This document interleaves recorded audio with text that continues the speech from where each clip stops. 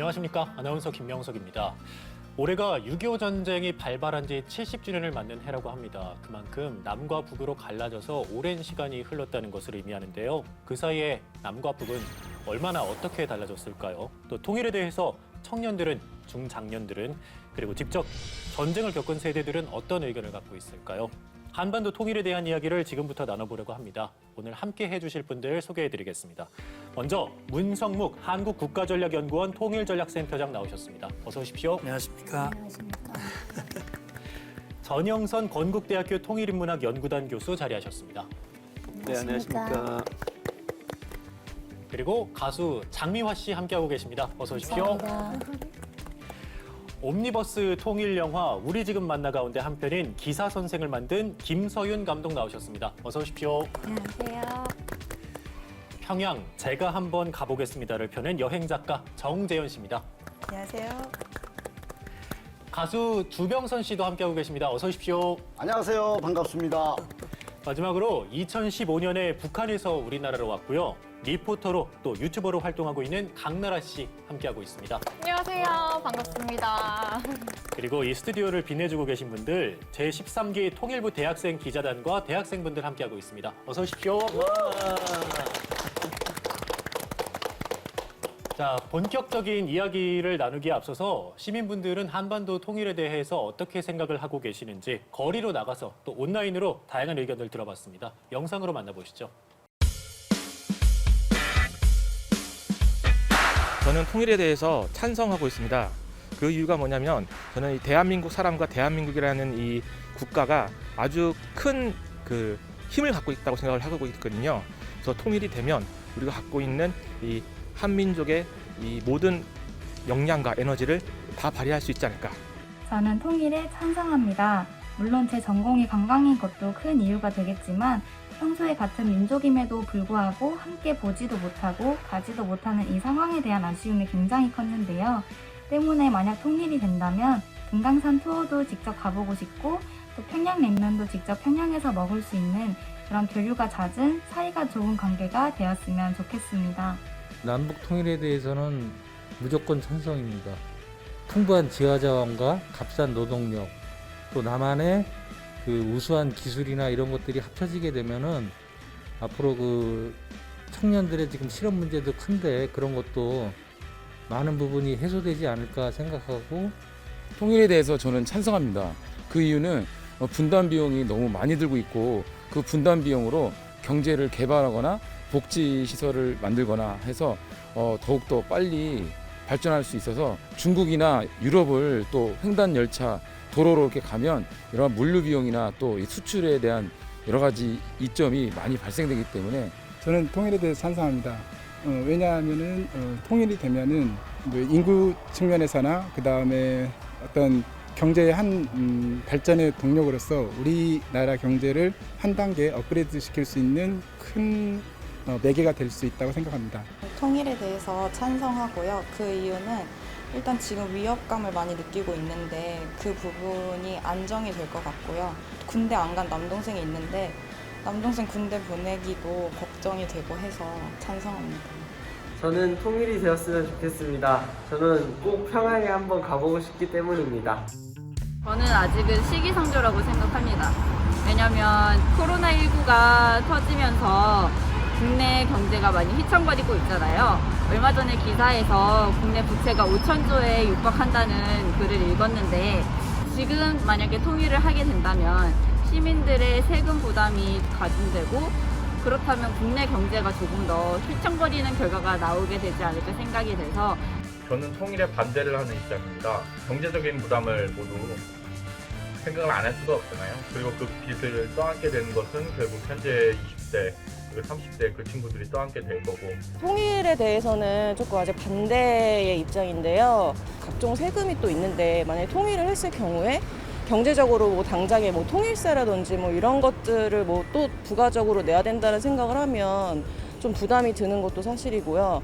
또 문화적인 차이에 있어서도 그거를 이제 어떻게 차차 좁혀갈 것인가. 저는 통일에 반대하는 입장입니다. 우선 뭐 경제적인 부분도 있지만 북한과 우리나라는 살아온 시간이 너무 다르기 때문에 과연 적응을 잘 할 수 있을까? 회터민 분들도 잘 계시는 분들도 계시지만 그렇지 못한 분이 더 많고 월북을 다시 하시는 분들도 생겼고 얼마 전에 국내 문제가 너무 많다라고 생각을 해요. 청년 문제도 있고 뭐 부동산 문제도 있고 그런 부분에서 지금까지 너무 다른 삶을 살아왔던 오랫동안 문화가 달랐던 이 북한까지 신경을 쓰기에는 저는 통일을 반대합니다. 경제적인 수준 차이로 인해 치안, 강도, 각종 범죄들이 늘어날 것 같아서 저는 통일을 반대하는 입장입니다. 저는 통일에 반대하는 입장입니다. 오랜 기간 굳혀져왔던 문화 차이로 인해서 나라가 통일되는 건 좀 어려울 것 같다고 봐서 각각의 국가로 살면서 서로 그냥 의류만 있는 게 좋다고 생각합니다.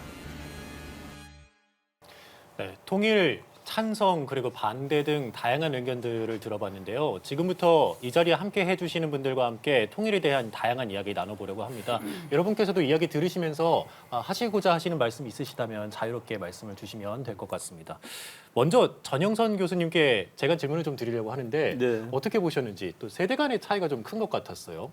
아무래도 세대 간의 차이가 좀 클 수밖에 없는 부분들이고요. 좀 아쉬운 점이 있다면 통일이 이렇게 찬반으로 자꾸 접근하려고 하는 게 좀 수정돼야 되지 않나 그런 생각을 하고 있고 왜냐하면 분단 이후로 세대 간의 경험이 다르고 통일 문제를 받아들이는 방식이 다릅니다. 그래서 이제 같은 민족이었었고 분단되었던 세대들에게 있어서는 뭐 통일은 당연한 문제였었고요. 그건 뭐 물어볼 필요도 없는 질문이었었는데 그 이후에 이제 세대들에게 있어서는 통일을 왜 해야 되느냐에 대한 질문이 왔었고 거기에 대해서 통일이 되면 남북이 힘을 합치고 경제자원도 활용하게 되면 선진국이 될 수 있다는 질문을 했었고 좋은 나라로 갈 수 있다는 질문을 했었다고 한다면 최근 세대들은 도대체 좋은 나라가 뭐냐라고 하는 고민들을 할 수밖에 없는 것이고요. 그래서 통일은 이제 하느냐 안 하느냐의 문제에서 좀 벗어나서 어떻게 우리가 설계하고 어떻게 구조할 것이고 조금 더 나간다면 개념 설계, 통일이라는 개념을 좀 새롭게 좀 맞춰서 상호 이익이고 한반도 평화와 이제 공동 번영의 구조를 가지고 접근해야 된다고 생각합니다.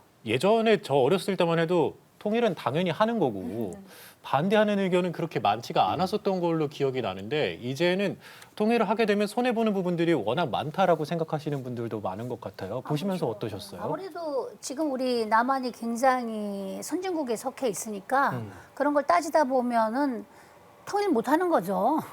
그렇게 생각을 하지 말고 제 생각에는 우리가 같은 민족인데 남북한이 갈려서 이렇게 항상 총을 맞대고 있어야 된다는 자체는 저는 참 싫습니다.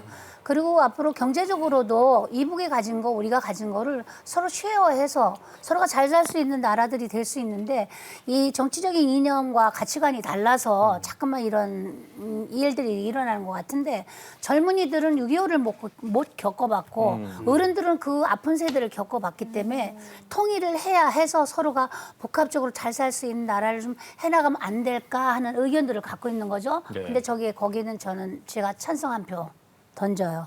전쟁을 직접 겪어보시기도 하셨잖아요. 그렇죠, 저는요.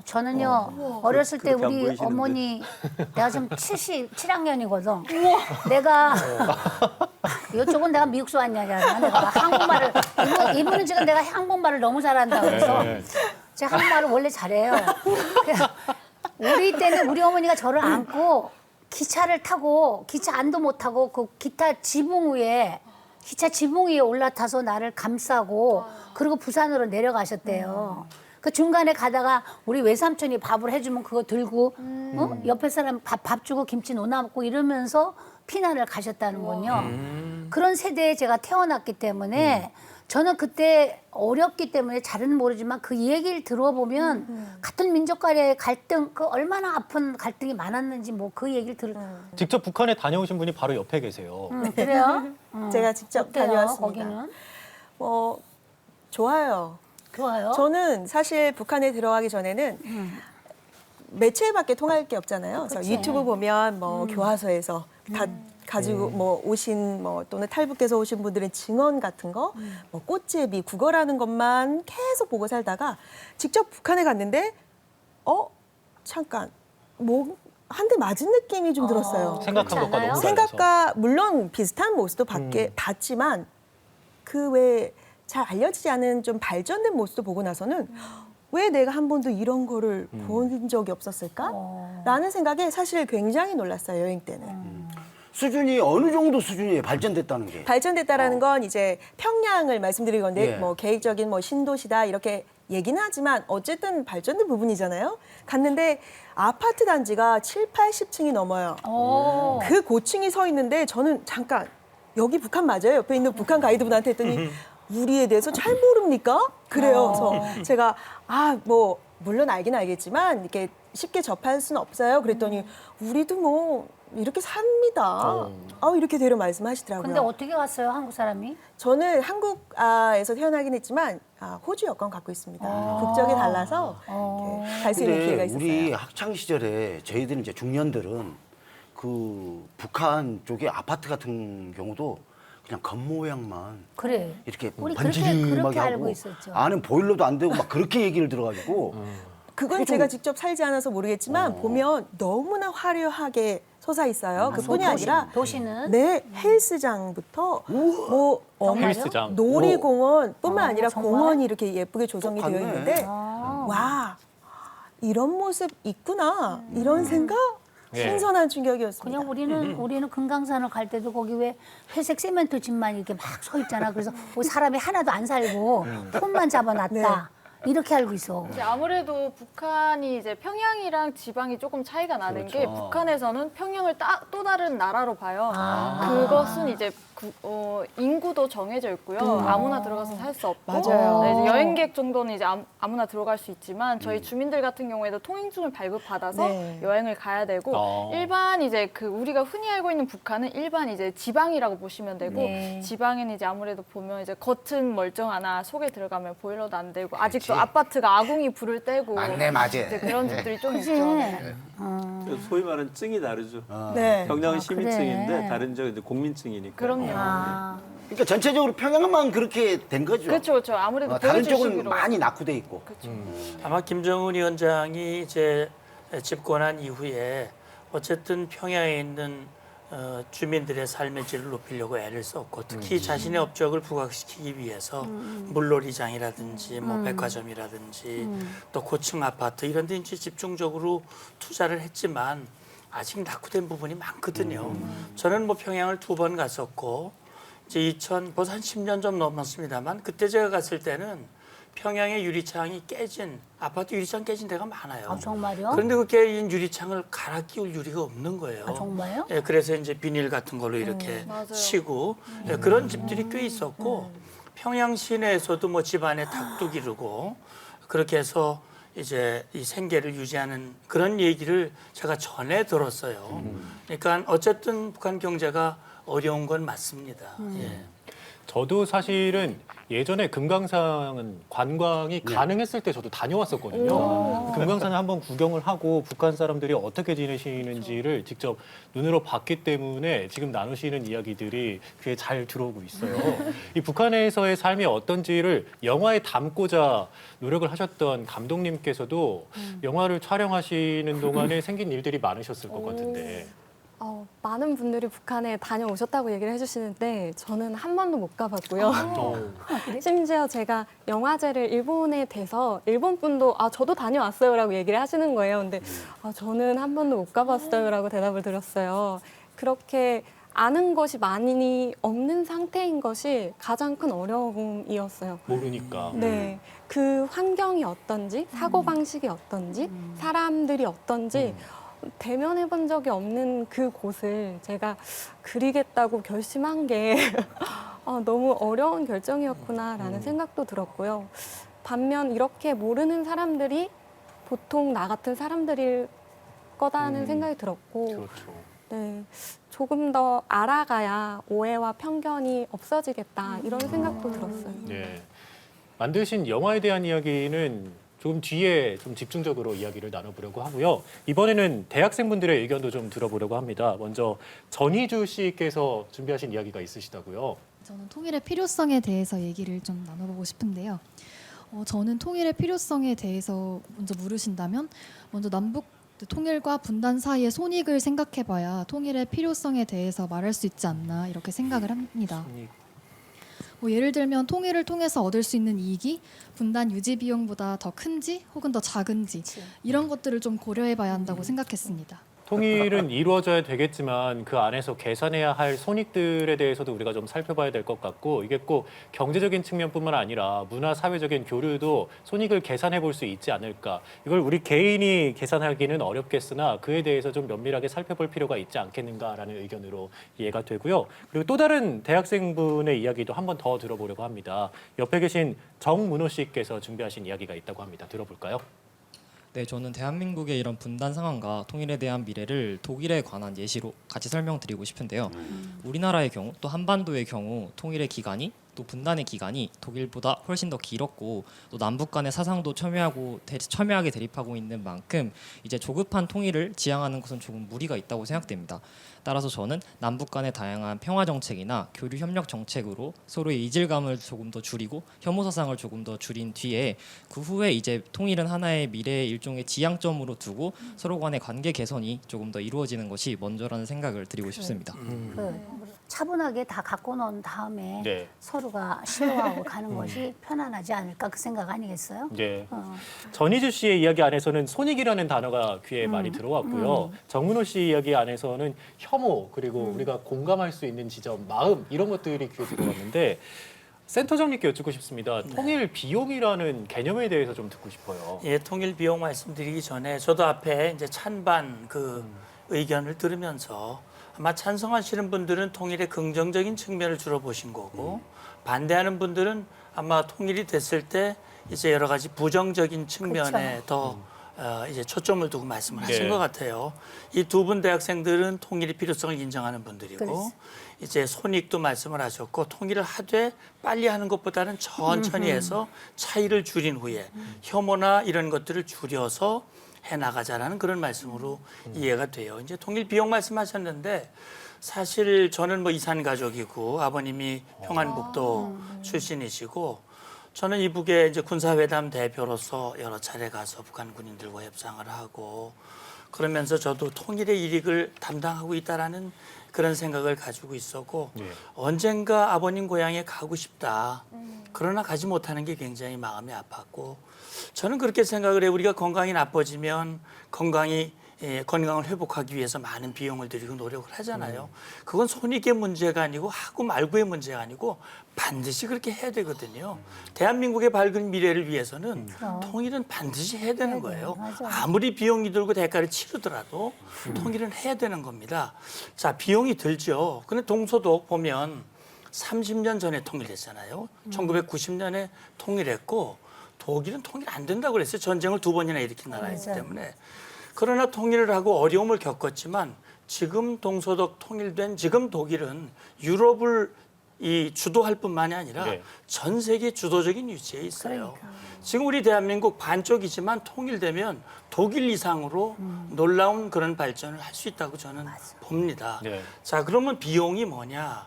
우리와 이 북한과 경제적인 격차가 많잖아요.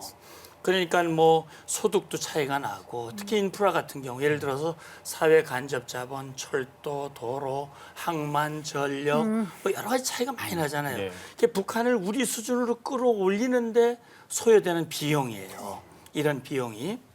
그런데 이 비용이 사실 이 여러 가지 기준에 따라 달라요. 그 산정 기준에 따라서 뭐 어떤 연구기관은 뭐 400억 달러. 우리 돈으로 뭐 한 50조, 많은 데는 뭐 1000조 이상이다 이렇게 하는데 그거는 기간이나 조건이나 따라 다르기 때문에 차이가 있는 것이고 저는 그렇게 생각을 합니다. 이것은 투자거든요. 우리 대한민국 통일한국의 미래를 위한 투자이기 때문에 그것이 들어가면 아까 분단 비용 말씀도 하셨는데 분단 비용에 비해서는 통일 비용은 이건 뭐 정말 무한한 가치를 창출하는 것이기 때문에 우리는 이 비용을 치르더라도 통일이 될 수 있다면 최고죠. 저는 그렇게 생각합니다. 마치 아픈 사람의 비유를 해주셔서 저는 그게 계속 귀에 맴돌고 있었거든요. 진짜 명언인 것 같아요. 네. 치료 비용처럼 말씀을 주셨는데 생각이 좀 달라지는 것 같습니다. 나는 개인적으로 잘 몰라서 그러는데 그냥 빨리 발전시키자, 남한같이 이렇게 발전시키자 그것보다도 우리 남한도 그렇잖아요. 어디 시골에 가면 조금 낙후된 데도 있고. 그래서 저는 시간을 보고 차근차근 이렇게 도와갔으면 좋겠어요. 그럼요. 교수님께서는 어떻게 들으셨는지요? 글쎄요, 이게 뭐 통일에 대해서 일단 생각하는 것 자체가 고마운 일이고요. 다만 이제 경제적인 문제로 자꾸 접근하려는 것은 초기에 이제 민족적인 의미에서 통일을 얘기하다가 경제적 의미에서 통일 담론이 나오면서 사유 구조가 통일하면 이제 경제적인 시각으로 바라보게 됐던 교육의 효과라고도 생각이 드는데 사실 이런 겁니다. 그 통일이 뭐냐라고 하는 것부터 좀 설계를 해야 될 필요가 있는 것이 지금 하셨듯이 지금 현재 많은 통일 반대하는 분들도 그럼 남북 관계 어떻게 됐으면 좋겠냐라고 물어보면 이산가족 상봉하고 경제 협력하고 뭐 여행하고 뭐 이런 정도를 굉장히 많이 원하세요. 그러면 그런 걸 우리는 뭐라고 얘기를 해야 될까? 그것 자체가 이미 통일을 위한 일정 정도의 출발이 아닐까라고 하는 개념으로 본다면 통일이라고 하는 것이 꼭 두 나라가 하나가 되어서 제도와 정치와 경제 제도가 하나로 되는 것만을 의미하는 것이 아니라 처음부터 이제 사회문화 교류도 하고 서로 오고 가고 있는 이 단계부터 통일의 진입 단계를 좀 본다면 그 과정을 조금 더 길게 보고 간다면 어떨까라는 생각을 했었고요. 저는 뭐 개인적으로 그렇게 돈이 들어가는 통일은 서로 안 하면 되는 거고요. 사실 지금 현재 상태로 통일만 생각해서 그러는데 한반도 화해와 평화라고 하는 것이 굉장히 대한민국 경제 발전과 보이는 부분과 보이지 않는 많은 부분들에서 경제력을 키워줄 것이고 여러 가지 시너지 효과를 낼 것이고요. 그런 정도 된다면 뭐 내가 세금을 내서 감당하거나 이런 것보다도 훨씬 더 많은 부분들의 경제력이 이 통일과 관련된 부분들에 있어서 비용을 낮출 수 있는 것이고 자연스럽게 협력할 수가 있는 것이고 그런 기대 효과가 실제로 구체화된다면 통일이 조금 더 다가서지 않을까 그렇게 생각합니다. 통일에 대해서 찬성하느냐 반대하느냐를 넘어서 모두가 공감하는 부분이 있다면 남과 북이 좀 평화로웠으면 좋겠다. 바로 이 지점 아닌가 싶은데 그렇죠. 평화 정착을 위한 노력이 반드시 필요하지 않을까 싶습니다. 그럼요. 대한민국의 통일 정책, 통일 방안이 뭔지 아실 거예요. 1990년대 우리가 모두 국민의 의견을 모아가지고 민족공동체 통일 방안이라는 걸 만들었거든요. 3단계 통일 방안이죠. 그 첫 번째 단계가 화해 협력이거든요. 남북 간이 분단이 된 이후에 전쟁을 치렀고 북한에 수많은 도발이 있었고 최근에는 우리 국민이 희생되는 북한 해역에서 희생되는 그런 사건까지 있었어요. 이게 남북관계의 현 주소거든요. 그러니까 지금 어쨌든 우리는 남북 간의 화해와 협력을 통해서 이 땅에 평화를 만들고 평화가 지속이 되면 지속 가능한 평화가 되면 그 평화를 바탕으로 통일로 가는 것이거든요. 그러니까 우리 전 교수님 말씀대로 통일이 갑자기 되면 비용이 많이 들어갈 수 있을 거예요. 그러나 그런 제도적 통일은 좀 뒤에 하더라도 화해 협력을 통해서 교류를 하고 유무상통을 하고 그러면 우리의 경제 역량이 북으로 들어가게 되고 북한 경제도 발전하게 되고 그러면서 자연히 소통이 많아지면 차이도 줄어들게 되고 그러면 통일로 가까워지는 거잖아요. 그래서 이제 화해 협력이 되면 그다음에 남북 연합이라고 하는 단계를 거쳐요. 남북 연합이라고 하는 단계를 거친 후에 이제 한 나라로 일체제 일국가로 통일한다는 것이 이제 우리의 통일 방안이란 말이죠.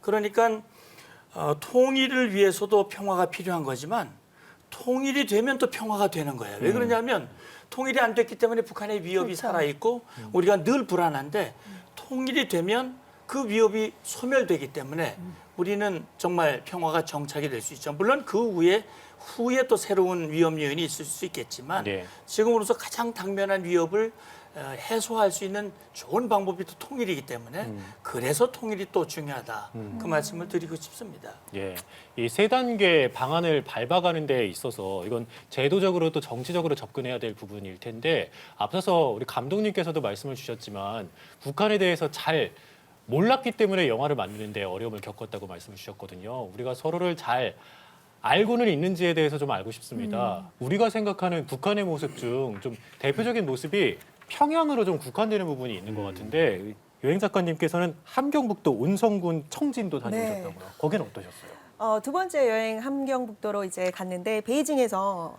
기차를 타고 도문시로 먼저 가야 돼요. 그래서 거기서 걸어서 도문대교를 넘는데 평양과는 확실히 달랐다를 느꼈던 게 첫 여행 때는 이런 발전된 모습도 참 같이 보일 수 있으면 너무 좋겠다라고만 좀 생각을 했다가 두 번째 갔더니 와 남녀노소 할 것 없이 확실히 역량이 많이 결핍되어 있구나라는 걸 확실히 보일 수가 있어요. 그래서 뭐 길거리에 사람들이 앉아서 밥을 먹는다라든가 누가 봐도 어린아이들이 농기구 변변한 그런 도구도 없이 농사일을 해요. 그때가 저희가 낮이었거든요. 그래서 말을 뭐 당연히 할 수도 없죠. 그런 경우는. 그리고 또 함경북도는 너무나 좋긴 해요. 저희가 동해바다도 나가서 통통배 타고 같이 해산물도 잡고 먹고 그런 건 너무나 좋았는데 그 전기 사정이 확실히 열악해요. 호텔에서 묵었음에도 불구하고 9시부터 10시까지 샤워 시간이에요. 얼른 가서 불 나올 때 해야 되는데 일단 뜨거운 물이 잘 안 나와요. 호텔도.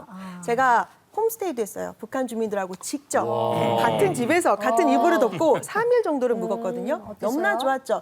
너무 좋았죠. 저 거기서 아이들하고 정들어서 제가 할 때는 막 애가 울면서 이렇게 뭐 이모 하면서 해주더라고요. 근데 확실히 이 전기 상황 너무 열악해서 저희가 버스 타고 이렇게 쭉 관광을 하는데 낮인데 불이 켜져 있는 아파트를 한 채도 안 보여요. 제가 일부러 또 중심적으로 봤죠. 평행하고 너무 비교가 되니까. 그래서 물론 소등하는 좋은 의미일 수도 있겠지만 전기 공급 시간은 확실히 지켜지는 것 같다. 전기 지방 전혀 안 옵니다. 이게 그쵸? 말씀하셨던 게 이제 저희 고향이거든요. 이제 저희 고향 청진인데 전기가 한 달에 한 3시간, 4시간이 오면 정말 많이 오는 거예요. 정말요? 그때 모든 배터리를 들고 충전하러 가서 충전 맡기고 다시 찾아와서 그걸로 이제 뭐 등을 켜거나 아니면 촛불을 켜거나 이런 게 이제 전기 사전. 냉장고는 없어요? 냉장고 그날 음식 먹어야죠. 작가님께서 북한으로 여행을 가실 때 네. 무섭진 않으셨나 싶어요. 저는 이제 북한 여행을 이제 영화 보다가 결심한 거예요. 그것도 나 저기 꼭 가봐야겠다. 영화가 끝나기도 전에 핸드폰으로 찾아보는 거예요. 한국말로 하면 안 나와요. 영어로 찾아봤더니 어머 세상에 10개가 넘는 여행사가 상품을 엄청. 정말요? 저는 순간 심장이 아직 가지도 않았는데 정말 떠는 거예요. 그래서 아이라 모르겠다. 바로 비자 신청까지 끝냈어요. 영화가 끝나면서 비자 신청 끝나고 가장 가까운 2주 후에 떠나는 걸 선택을 했는데 저희 집에 이렇게 긴장이 되더라고요. 말하는 것도. 그래서 저 북한 좀 갔다 오려고 해요. 그랬더니 첫 마디가 정신 나간 나라도 그렇지 정신 나갔다. 저는 그런 생각은 못했는데 저희 뭐 부모님이나 할머니는 다 전쟁도 겪으셨고 반공 방척 사상도 교육을 받으셨기 때문에 다른 의미로 받아들이셨을 수도 있어요. 뭐가 뭔지 모르는구나. 네. 저희 할머니는 잘 들으래요. 북한 가면 공산당이 공항에서 널 잡아갈 거래요. 다신 집에 못 오니까 그런 생각하지 말라고. 근데 저는 그렇게는 생각 안 했어요. 왜냐면 요즘에 SNS에 많이 북한 가는 것도 외국인들이 올려요. 맞아요. 사진 다 올리죠. 너무나 좋아 보이는 거예요. 그래서 그분들한테 연락을 했죠. 가려고 하는데 혹시 안전에 문제가 있었나요? 그랬더니 지금 당장 가래요. 너무나 좋은 경험이다. 그래서 갔는데 갈 때까지만 해도 정말 너무너무 저는 힘들었어요. 두통이 잠을 못 자겠는 거예요. 처음에 베이징 가서 하룻밤 자야 되는데도 그냥 갔어요. 비행기를 탔는데 얼마나 긴장을 해요. 여기다 뭐 비행기에서 그 입국 심사서에 북한 들어오기 전에 있었던 거주 기간 뭐 주소 쓰라고 하는데 저 얼마나 긴장해요. 서울 쓰고 하고 나서는 뭐 이미 모든 건 저희 동포한테 맡겼죠. 내리고 나서 그때까지도 여기가 너무 아파서 진통제도 먹고 했는데 그냥 뭐 여행 잘 하십시오 이 정도였어요. 근데 언제 이렇게 제가 긴장을 다 풀었냐면 다음 날 판문각이라고 하죠. 개성을 갔는데 군인들이 많아요. 총까지 다 차고 있는데 무섭죠. 저는 그분들 보자마자 얼어서 바로 유럽 뒤에 있는 분한테 이렇게 서 있었어요. 안 보이게 최대한. 왜? 거기가 유럽 사람들이 많아서 유럽 팀이라고 불렀어요. 저 혼자 이런 얼굴이에요. 뒤에 가서 이렇게 있었는데 갑자기 북한 군인이 저희한테 성큼 걸어오는데 제가 7년 전에 한국 파주에서 판문점에 방문한 적이 있거든요. 거기서 보면 그 공동경비 구역에 북한 군인이 서 있어요. 걸어서 한 2분 걸릴까요? 저는 그때 그 차가운 모습이 기억을 하기 때문에 영어만 해야겠다. 내가 한국말을 모르는 사람처럼 해야겠다 해서 뒤에 서 있었는데 갑자기 저희 팀으로 오자마자 저를 이렇게 보시더니 유로프 사람들만 있을 줄 알았는데 뭐 아닌 사람도 보입니다. 저는 정말 그리고 정적이 흐르는 거예요. 아무도 대답 안 해요. 어떡해. 아이라 모르겠다. 제가 여기서 뭐 잘못되게 할까요? 그래서 저 서울에서 왔습니다. 그랬더니 갑자기 북한 군인이 저한테 아이 우리 동포 아닙니까? 이리 나오십시오. 나 악수나 한번 합시다. 그래서 저 얼떨결에 가서 악수하고 옆에 있는 그 외국인들이 다 사진 찍고요. 저보고 우리 통포인데 나 너무 반갑습니다 이러면서 그리고 뒤로 빼가. 그럼 다행이네요. 살아들어와서. 북한에는 규칙이 있어요. 여행자가 반드시 지켜야 할 규칙이 얼마나 중요하냐면 그걸 숙지하지 않은 채로는 여행사에서 북한에 사람 안 보내요. 그 규칙을 하고 저희는 사인도 해야 돼요. 들었습니다. 규칙을 어길 시 저희가 처벌받는 게 아니라 북한 현 주민들도 처벌을 받아요. 근데 그런 규칙들을 쉽게 생각하면 안 되죠.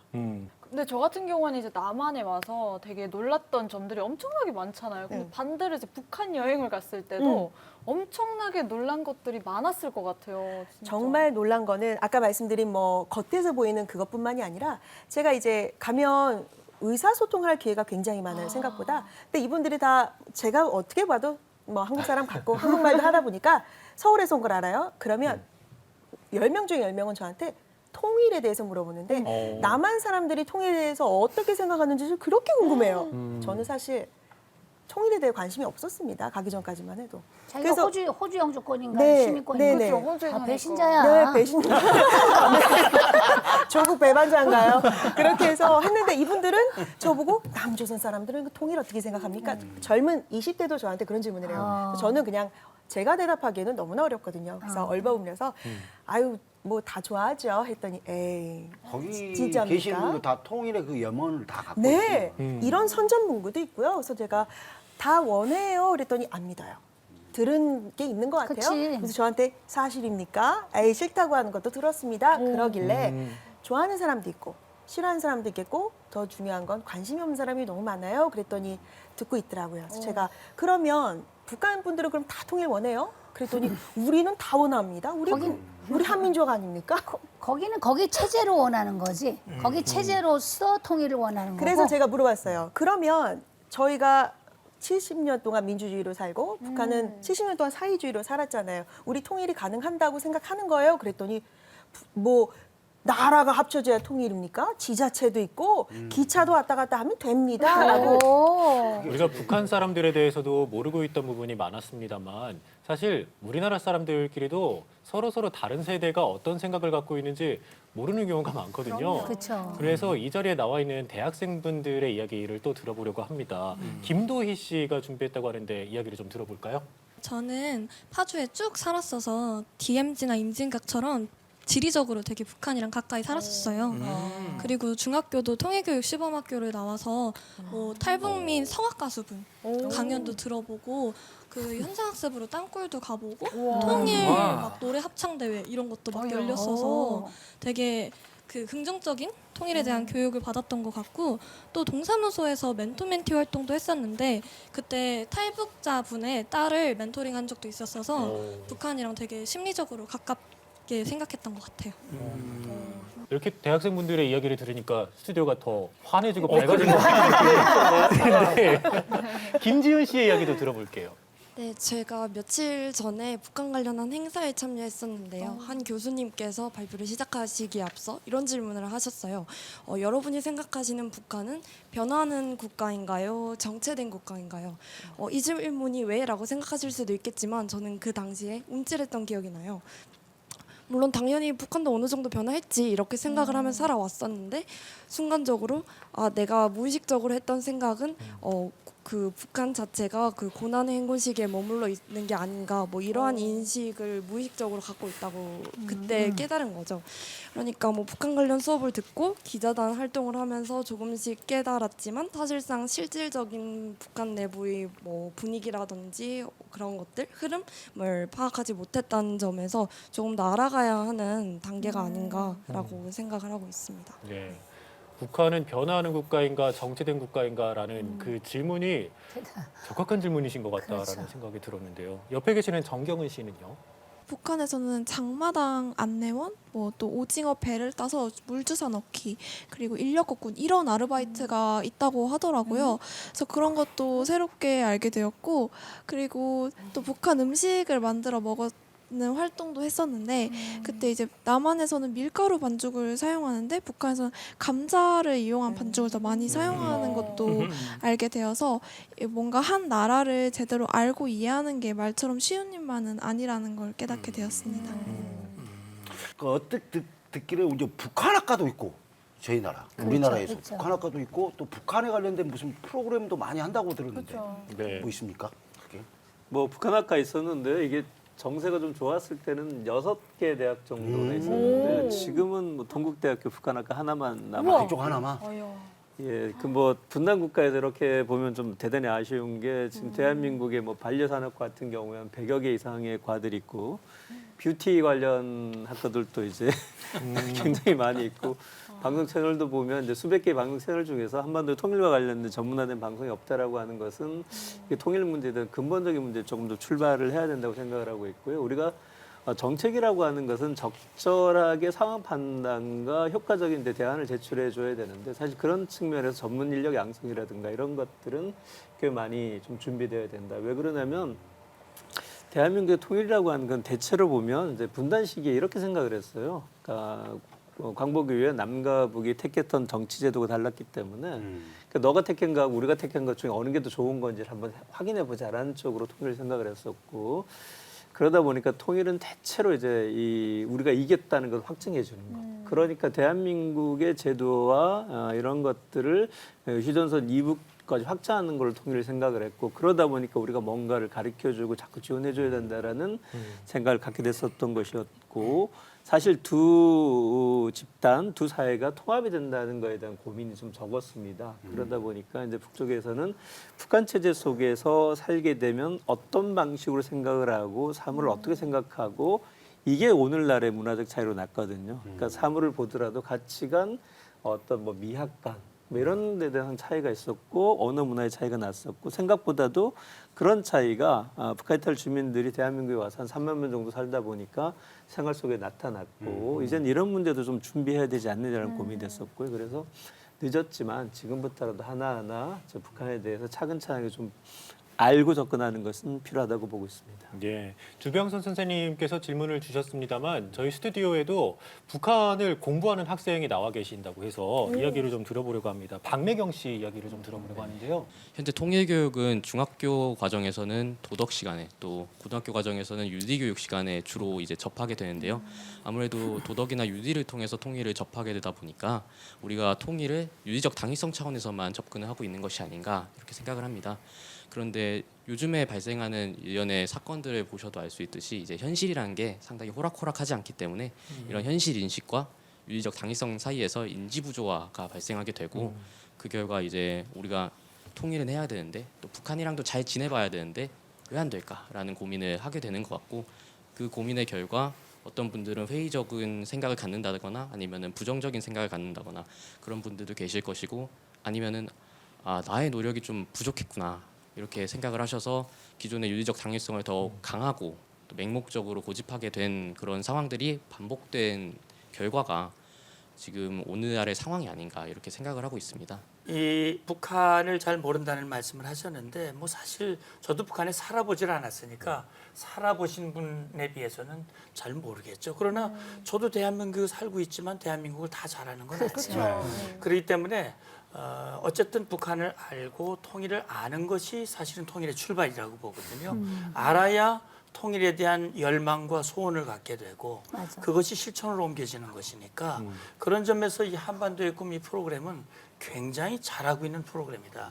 저는 그런 생각이 듭니다. 계속 하죠 이제 이거 오늘 한 번을 끝내는 한 번을 끝내는 게 아니고 그냥 갑시다 그냥 계속 2차 3차. 저도 이제 예전에 경험이 하나 있었는데요. 그러니까 제가 이제 저 대학에서 국문학을 전공을 해서 이제 글쓰기 수업을 하는데 학부모님께서 오셔가지고 우리 아이가 학교에서 숙제를 받았는데 통일에 관한 글짓기를 숙제를 했는데 아이가 통일을 반대한다는 거예요.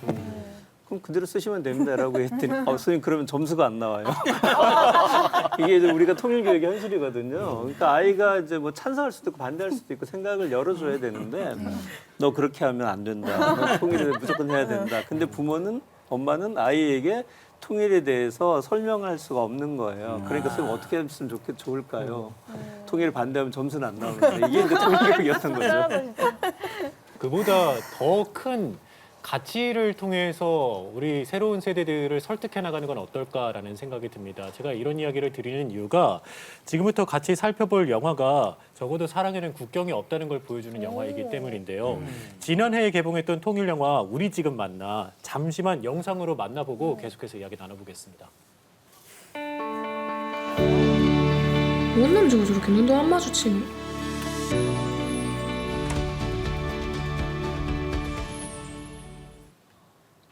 지난해에 개봉했던 옴니버스 영화 우리 지금 만나 나와 계신 김서윤 감독님의 작품이 기사 선생이었는데요. 어떤 내용인가요? 저는 그 개성공단에 식자재 배달을 간 성민이라는 남자 주인공이 개성공단에서 식단 여직원으로 일하던 수키라는 여자를 알게 되면서 둘이 막 뭔가 생기려는 찰나에 그 개성공단이 폐쇄되는 이야기예요. 그래서 GV를 가거나 하면 많은 분들이 물어보세요. 둘은 정말 만날 수 없을까요? 나중에 차기작을 만들면 만나게 하실 건가요? 이런 얘기도 많이 물어보시더라고요. 만나면 좋겠다. 개성공단에서 남녀 선남 선녀가 만나서 사랑에 빠질 수 있죠. 왜 없겠어요, 인간인데. 근데 왜 그걸 또 폐쇄를 하는 순간에 왜 사랑을 또 영화니까요. 사랑을 또 그때 해가지고 그지 않아도 분단된 게 화가 나 죽겠는데. 아유 참 안쓰럽네, 그지? 그게 또 남녀간의 사랑을 가로막고 있으니까 또 와닿는 지점이 또 다르죠. 그런 애틋한 사랑이 또 가슴에 참. 북한하고 개성공단하고 약간 좀 차이가 있잖아요. 그렇지. 근데 찍으면서 굉장히 막 불편했을 것 같아요. 막 어려운 게 많지 않았어요? 보면? 그렇죠. 일단 알 수 있는 정보가 많이 없다는 게 가장 어려웠고요. 그 와중에도 도움을 주시는 분을 만나게는 되더라고요. 그 공장에서 일하시던 법인장 분이셨는데요. 그분한테 또 연락을 하기도 조심스러웠던 게 폐쇄가 갑자기 이루어졌고 그로 인해 상처가 있으실지도 모르는데 갑자기 전화를 드리기가 좀 미안했는데 연락을 해서 구체적인 스토리들을 되게 많이 제공해 주셨어요. 덕분에 영화가 훨씬 더 좋아질 수가 있었고요. 이제 끊으시면서 관심을 가져줘서 고맙다고 되리어 말씀을 하시더라고요. 그래서 그때 이 영화를 되게 잘 만들어야겠구나 하는 책임감을 느끼게 되었어요. 아유, 수고하셨어요. 이제 우리도 이북 또 우리 식구들 아니에요, 다. 이게 잘 평화롭게 좋게 잘 헤어서 이렇게 차츰차츰 계단을 쌓으면서 우리 다음 세대라도 통일이 되면 얼마나 편안하게 잘 살 수 있을까. 그리고 경제적으로 많은 도움이 될 거라는 그 이야기들을 참 외국에서도 많이 들었어요. 이쪽에서 그쪽에서 가진 것과 우리가 가진 것, 이것을 잘 쉐어하면 부자될 수 있고 잘 살 수 있는데, 이런 저희 나이에서는 그걸 굉장히 부러워하고 그리워하고 다음 세대들이 잘 살았으면 하는 이 생각이 많다 이거죠. 근데 왜 이렇게 안 되느냐는 이거지. 나는 그때 이상가족 하니까 굉장히 어렸을 때 많이 울었던 기억이 있어요. 그래 많이 울었지. 어머님, 아버님 만나고 또 오빠, 동생, 형님 막 하는데 얼마나 울었는데. 그때 그래서 오늘 이 프로그램 한다 그래가지고 야 그때 생각났던 그런 노래를 좀 한 곡 해야 돼. 아니 사실 그 즉석이거든요. 사실 이거는 뭐 만들어가지고 한 게 아니고 그치. 지금도 가사를 몰라갖고 여기다가 이렇게 적었어. 그때 당시에 이제 남가북이라는 영화가 있었는데 누가 이 사람을 모르시나요? 이 노래가 너무 좋더라고요. 서른도 선배님의 비가 오는 이것보다도 이게 더 찡했거든. 그래서 내가 항상 차에 기타를 가지고 다니니까 준비를 해봤습니다. 그래서 박수를 보내주세요. 잘해야 되는데.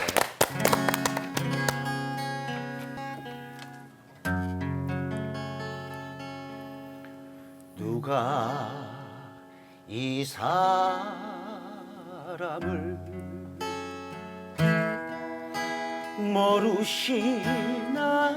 모르시나요? 얌전한 몸에 빛나던 고운 마음씨를 달덩이 갖고 이 세상 끝까지 가겠노라고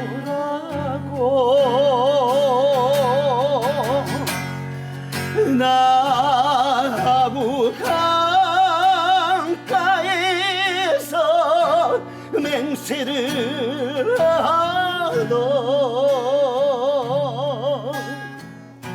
이 여인을 그가 모르시나요?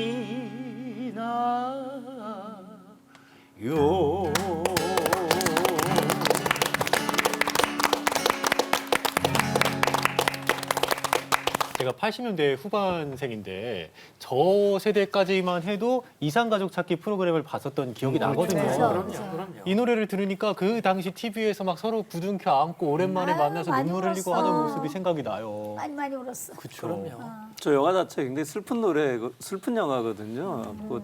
그 흑백 영화로 나왔었고 그렇죠, 김기덕 그렇죠. 감독의 영화인데요. 거기 이제 전방에 이렇게 있는 어느 날 이제 북한에서 장교가 넘어오는데 중요한 작전을 앞두고 있는 상황에서 옛날 결혼을 약속했던 여자를 찾아서 내려오는 거예요. 그런데 보니까 공교롭게 그 내려온 여자, 자기가 결혼을 약속을 했었던 이 여자는 국군 대위의 부인이 돼 있었고 전쟁 중에 이제 대위가 상처가 나서 다쳤는데 그 치료해 주었고 이제 결혼하자 그랬더니 정혼자가 있다. 다 좋은데 그 사람이 오면 난 떠나야겠다라고 얘기를 했었는데 그 남자가 온 거죠. 근데 나중에 보니까 이미 이제 정혼했다는 것을 알고 두 사람을 이제 결혼을 이렇게 인정을 해주는데 그리고 이제 중요한 정보를 주고 이제 절벽에서 떨어져 죽죠. 그리고 그 국군 대위도 전투가 벌어졌을 때 제일 앞에 나가가지고 전투를 하다가 사망하고 저 노래를 보면 이제 정말 그 생각이 좀 많이 나요. 그러니까 분단이라고 하는 것이 이렇게 개인적으로 비극으로 끝날 수 있었던 것을 보여주는 정말로 괜찮은 영화였었는데 그게 나중에 이산가족 상봉할 때 나온 또 이제 방송으로 나와가지고 노래가 남녀노소 네. 남북할 것 없이 다 함께 할 수 있는 그런 문화를 가지고 있는데 저게 애틋한 노래잖아요. 저게 그냥 갑자기 가슴이 찡하네. 그러니까 노래를 하면서 느꼈던 게 야, 이게 영화도 그렇고 이 노래도 그렇고 이게 하나로 묶어주는 그런 참 굉장히 큰 힘이 있구나. 그런 생각이 삼발선 때문에 서로 사랑도 못하고 헤어져야 돼? 좀 다시 사랑하는 걸로 다시 만들어봐요 그거 영화를. 노래도 하나 좀 좋은 거 해서요. 좀 저는 미래에 무조건 대한 합니다. 노래를 좀 만들어주시면 합니다. 사실 저희도 이제 한 2년 전 2018년도만 해도 이제 북쪽 학자들하고 이제 2번 정도 이제 만났거든요. 그러니까 기회가 있어 만났는데 같이 뭐 이렇게 저녁 시간에 노래를 하려고 보니까 같이 부른 노래가 아리랑 우리 손은 통일 뭐 반갑습니다 뭐 휘파람 정도 외엔 다른 노래가 없는 거예요. 그래서 이렇게 같이 부를 수 없는 노래가 없다라는 것도 좀 그렇구나. 그래서 이런 같이 할 수 있는 노래도 좀 만들어주고 같이 부른다면 정서적으로 조금 더 좀 좋지 않을까 생각을 많이 해봤습니다. 교류의 필요성에 대해서는 모두가 공감하게 되는 것 같아요. 서로 이야기를 주고받으면서 다른 생각을 갖고 있구나라는 것을 아는 것이 얼마나 소중한가 분명해졌는데요.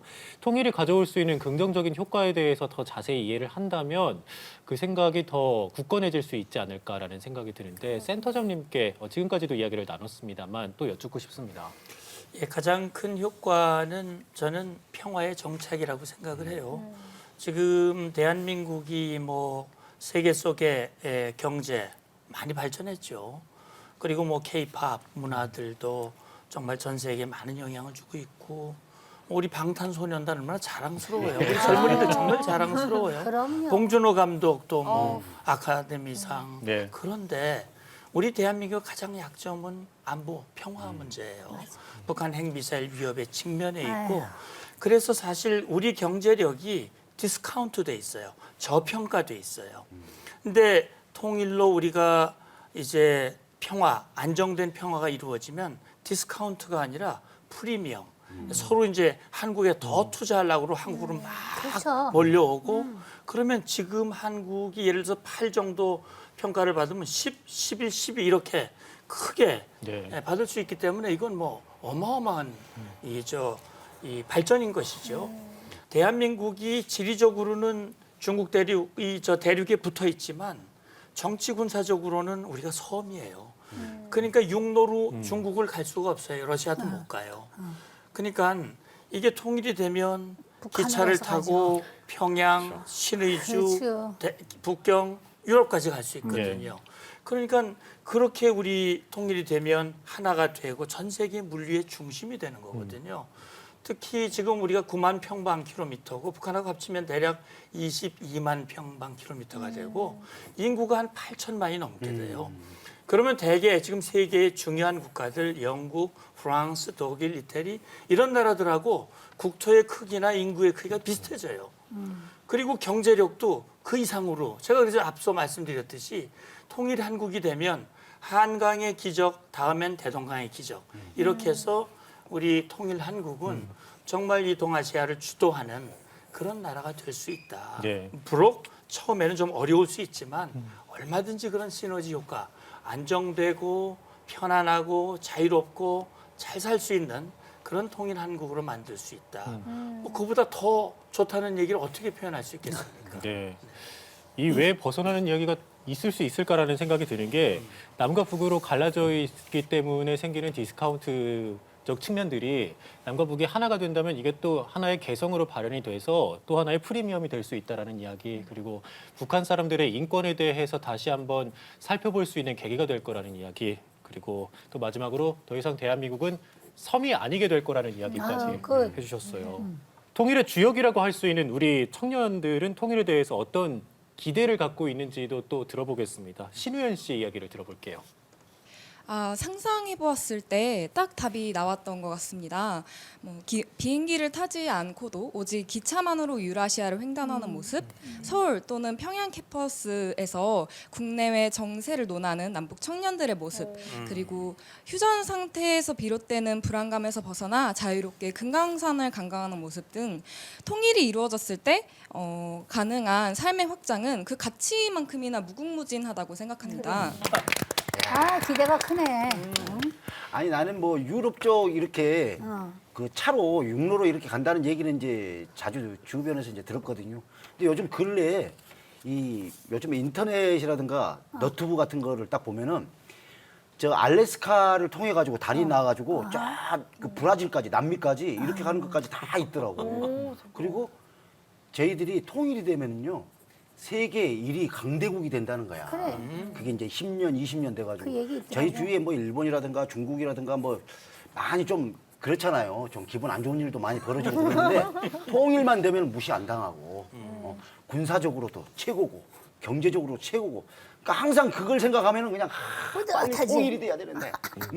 통일이 된다면 얼마나 좋을까라는 기대감을 저희가 말미에 나눠보고 있는데 가수분들도 활동하실 영역이 넓어지실 거고 당연하죠. 영화 소재도 많아지실 거고 그리고 연구할 분야도 늘어날 것이고 연기도 더 많이 풍부하게 하실 수 있을 거고 또 글 쓰는 일도 다양해질 거라는 생각이 듭니다. 그래서 많은 게 있을 것 같아. 그러니까요. 노래도 막 나올 것 같아 거기 가면. 주제가 많이 있을 것 같아. 예, 이렇게 기대감을 갖게 하는 통일 가장 중요한 건 이게 실현 가능한 꿈일까 이 부분일 것 같은데요. 마지막으로 교수님께 여쭙고자 합니다. 이게 이야기를 나눈 이야기들이 실현 가능한 꿈이라고 보시는지요? 그게 이제 꿈이라고 하는 것은 이제 한 사람이 꿀 때는 꿈으로 끝날 수 있지만 그 꿈을 향해서 여러 사람이 함께 할 때는 이제 실현이 되겠죠. 그래서 저는 이제 통일이 많은 분들이 되면 어떻게 할까를 말씀해 주셨는데요. 통일은 되는 것이 아니고 저희가 하는 겁니다, 사실. 만드는 거예요. 어느 날 갑자기 떨어지는 것이 아니고 동서독 같은 경우도 저희가 가장 많이 이제 참고로 해야 될 부분들은 일관성 있게 20년 동안 지속해 왔었기 때문에 거기서 상호 신뢰가 조성이 됐고 통일이 기반이 됐었고 동독 주민들이 서독 정부에 대한 신뢰가 생겨났었고요. 그런 점들이 통일 촉진에 굉장히 중요한 요소였다고 생각이 됩니다. 그때가 되면 지금 상상하셨던 이 많은 부분들이 훨씬 더 많이 이루어질 수 있을 거라고 생각이 들 거고요. 사실 우리가 이제 평화 얘기를 너무 하다 보니까 이게 감각이 좀 무뎌질 수도 있는데 이 한반도는 굉장히 군사적 밀집도가 높은 지역입니다. 아마 제가 알기로는 아프리카에 있는 군대 전체 숫자 다 합친 것보다 더 많은 숫자가 한반도 휴전선 밀집해 있고요. 세계에서 봤을 때 이런 불안정한 한반도가 언제 어떻게 될지 모른다라는 불안감을 항상 가지고 있고 한반도를 바라봐줬기 때문에 한반도의 평화라고 하는 것은 대한민국의 평화를 넘어서 인류 평화에 기여할 수 있는 측면도 크고 인류가 함께 잘 살 수 있다는 본보기를 제시해 줄 수 있는 그야말로 문명화된 선진국으로서 대한민국이 높이지 않을까 그렇게 생각을 합니다. 네. 통일은 되는 것이 아니라 하는 것이다라는 말씀. 한 사람 한 사람이 보다 적극적으로 이 문제에 대해서 관심을 가지기를 바라면서요. 오늘 긴 시간 동안 함께해 주신 여러분들께 다시 한번 감사 말씀드리면서 시청자분들께도 인사 올리도록 하겠습니다. 여러분 고맙습니다.